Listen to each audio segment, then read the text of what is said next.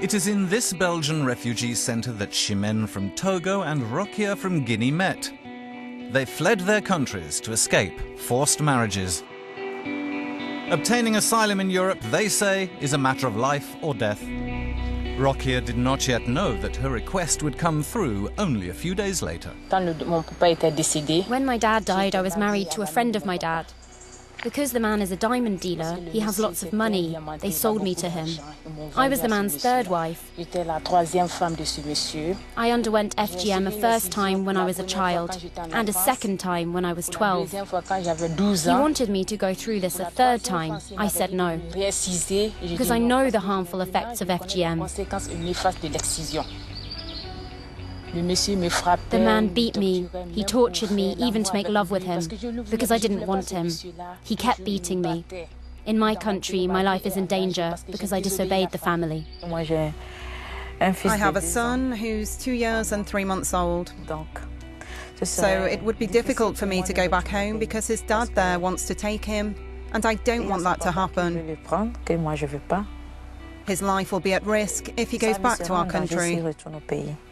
Why? Because his dad... He's the man who wanted to marry me after raping me.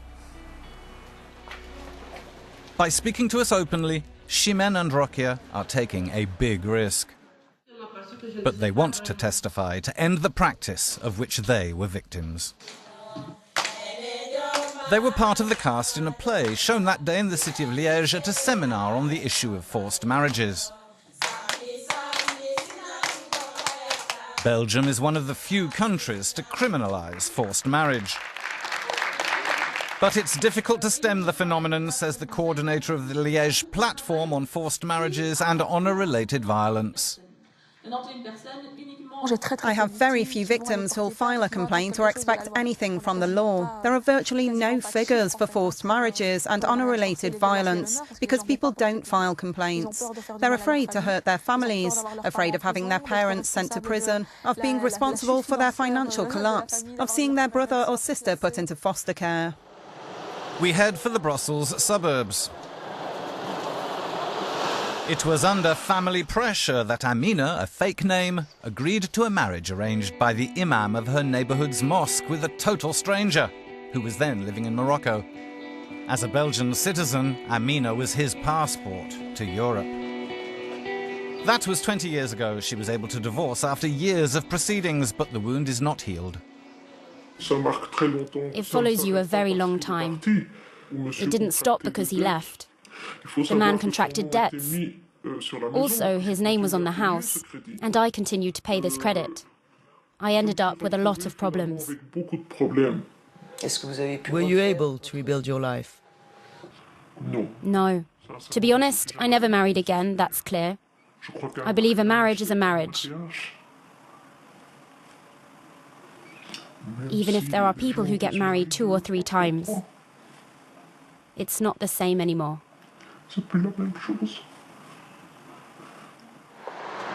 Halina Benmora hears of stories like this every day.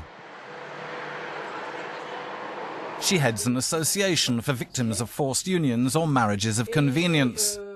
Too often, they do not know where to turn, she says. Unfortunately, for most people who call, I'd say it's too late. The marriage has already taken place. On paper, there are many things available, but in practice, there's nothing for the victims. Nothing at all. And sometimes I can also say the person is not even aware, does not even know where to get information. Professionals from different fields are nonetheless trying to develop ways to tackle the issue. Anne-Sophie Vallot is a police chief inspector in Brussels, specialised in youth and family affairs. She's often called by the associations when forced marriage victims are in crisis situations, like today at La Voix des Femmes. I'll try to see if I can see her physically, because she didn't want to leave her phone number, nothing at all. She really wasn't very well at all. We did our own research, and yes, there have been complaints previously. She really needs psychological help. We, as police officers, mainly see the victims in cases of intra-family violence. And there we see that very often there's a forced marriage behind the situation. At the start there's a forced marriage, and we can see the consequences of that. We see the consequences, which are rape, repeated rapes with violence, serious violence, extreme violence.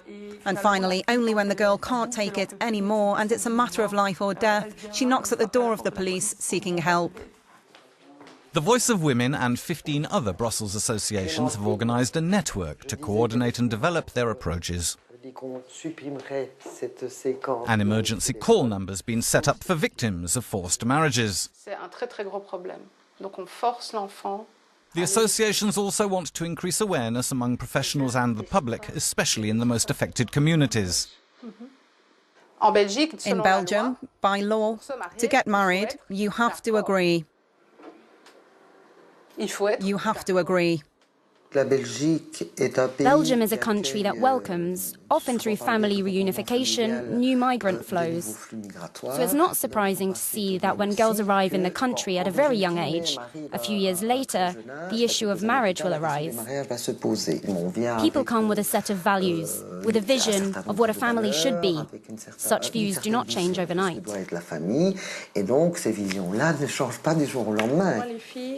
A matter of time, but also of prevention, especially among those youths at risk of being exposed to forced marriages, which sometimes lead to tragedy. Informing them can also help them break the silence. My advice to the girls would be to dare to talk about it, to go and knock on a door, no matter who, whether a friend, whether a neighbour, whether in school, whatever. But they must speak out.